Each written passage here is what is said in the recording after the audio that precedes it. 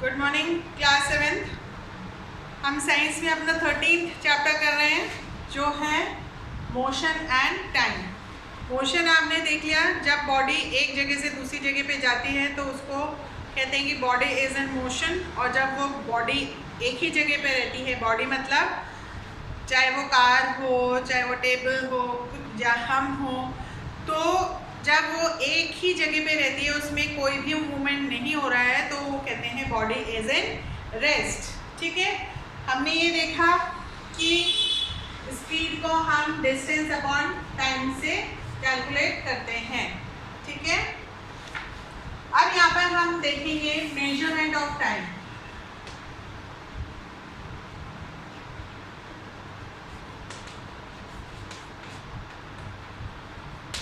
Time का measurement हम कैसे करते हैं? अभी तो हमारे पास मोबाइल है, तरह तरह की वॉचेस हैं, क्लॉक है, वॉल क्लॉक है, हैंड रिस्ट वॉच है, कितना कुछ है हमारे पास और हमारे लिए सब कुछ इजी है।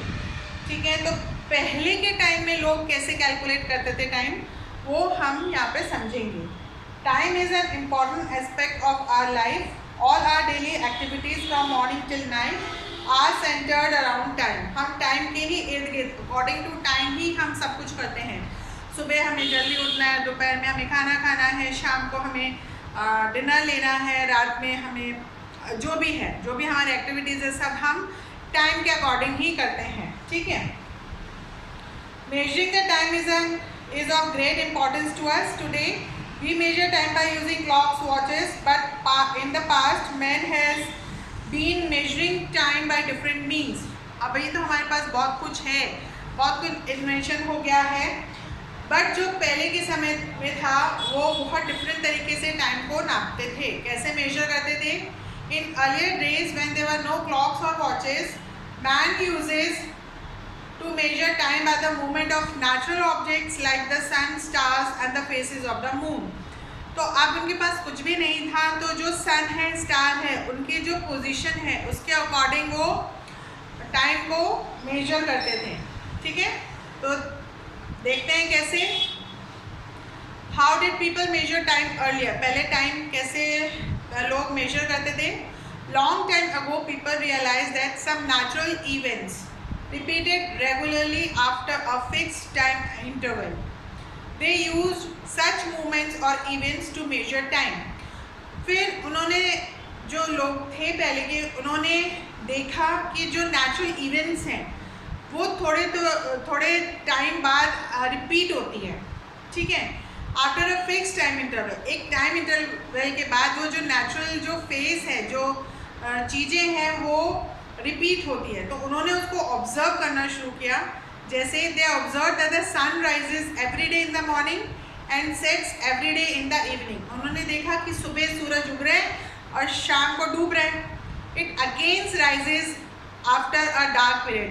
अब वो डूब गया है, रात हो गई, अब फिर से नेक्स्ट दिन अर्ली मॉर्निंग वो सूरज निकल रहा है।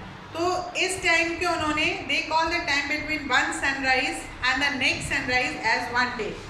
तो वन सनराइज, उसके बाद सनसेट हुआ, फिर जो सनराइज हुआ सेकेंड सनराइज, इसको उन्होंने काउंट किया वन डे। समझ में आया? Day and night were measured by the rising and setting of the sun. जब सन राइज हो रहा है तो डे, सन सेट हो रहा है तो नाइट। जैसा उनको समझ में आता था उसके अकॉर्डिंग उन्होंने इसको ऐसे मेजर किया। ठीक है, they also observe that moons become full after a few days and then start decreasing और वैक्सिंग।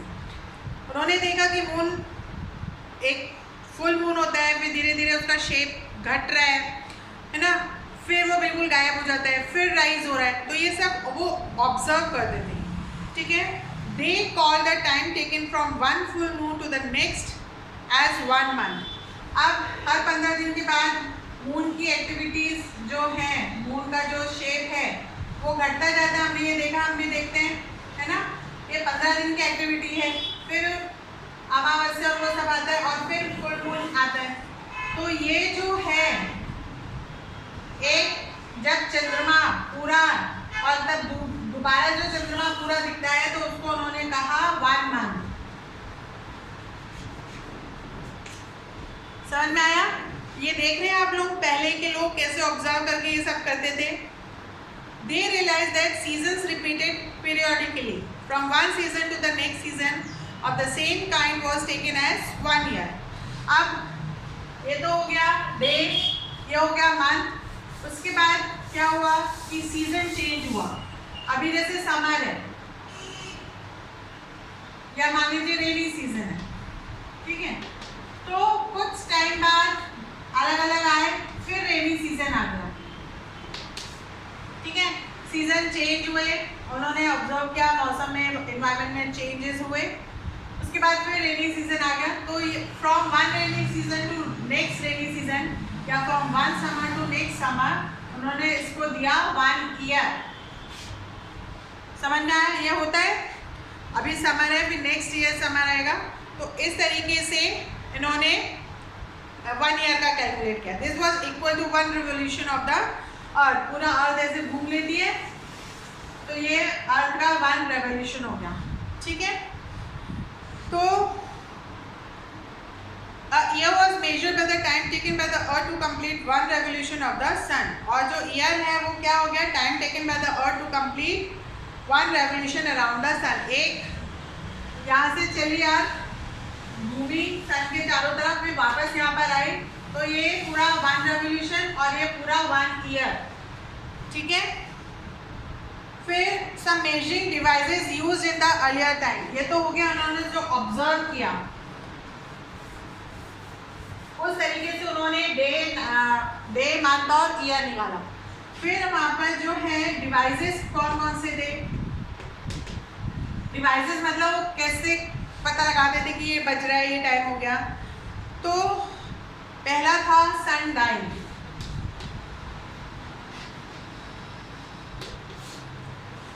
सन डायल का क्या है? In olden times people measure the time of the day by using a sundial. Sundial has a triangular blade fixed vertically on a dial marked with hours of the day। तो यहाँ पर क्या है, जैसे मान लीजिए ये पूरा एक बेस हो गया, यहाँ पर इन्होंने लिख दिया 12, 1, 2, 3 और यहाँ पर एक ब्लेड लगा दी ऐसे, ठीक है। अब यहाँ पे जो सन की रे, जो धूप की जो किरण पड़ रही है यहाँ पर, ठीक है। अब ये ऐसा है तो ये जो इसकी जो शैडो है वो जिस टाइम पर जा रही है वो उनका टाइम हो गया। यहाँ पर है तो 3 बज गए, यहाँ पर है तो 4, यहाँ पर है 5, यहाँ पर है 6। तो ऐसे करके ये सन डायल से पता लगाते थे कि टाइम क्या है, पोजीशन ऑफ द शैडो, ठीक है। Famous sundials that still exist today are at Jantar Mantar in Delhi and in Jaipur. Jaipur में जो हमारा सन डायल है वो वर्ल्ड का फेमस सबसे बड़ा सन डायल है, ठीक है। These sun dials give the time quite accurately but have a drawback as they cannot give time on a cloudy day. Also, time can be measured only at that side that they cannot be carried to any location। अब ये device था बहुत important, इसमें time तो पता लगा पा रहे थे, लेकिन इसमें ड्रॉबैक क्या था? ड्रॉबैक ये था कि यहाँ पर जब क्लाउडी रेज होते थे ना, जब धूप नहीं आती थी तो शेडो फॉर्म नहीं होती थी। शेडो फॉर्म नहीं हो रही है तो टाइम का पता नहीं चलता था। फिर ये टाइम का लोकेशन उसी समय बता पाते थे। ये इतना बड़ा था कि ये कहीं कैरी भी नहीं कर सकते थे, तो दूसरी जगह पे जो है वहाँ पर टाइम को कैलकुलेट करना प्रॉब्लम हो जाती थी, ठीक है। फिर है second sand clock.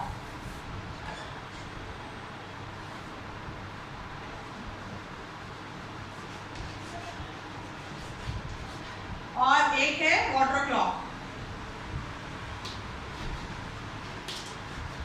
Sand clock और वाटर क्लॉक मोर और लेस सेम है। यहाँ पर क्या होता है, आपने ये देखा होगा कि एक ऐसे फनल टाइप रहता है, यहाँ से जो सैंड है ये यहाँ पर आती है, यहाँ पर गिरती है, ये खाली होता है, ये भर जाता है, इसको पलट देते ऊपर भरा वाला आ जाता है, नीचे खाली, तो वहाँ से सैंड गिरती है, तो ये हो जाता है सैंड क्लॉग। ऐसे ही वाटर, यहाँ से वाटर यहाँ पर आने का एक सिस्टम होता है, यहाँ से वाटर इसमें आ रहा है, फिर ये पलटा, ये भरा हुआ यहाँ पर आया और खाली में वाटर आ रहा है।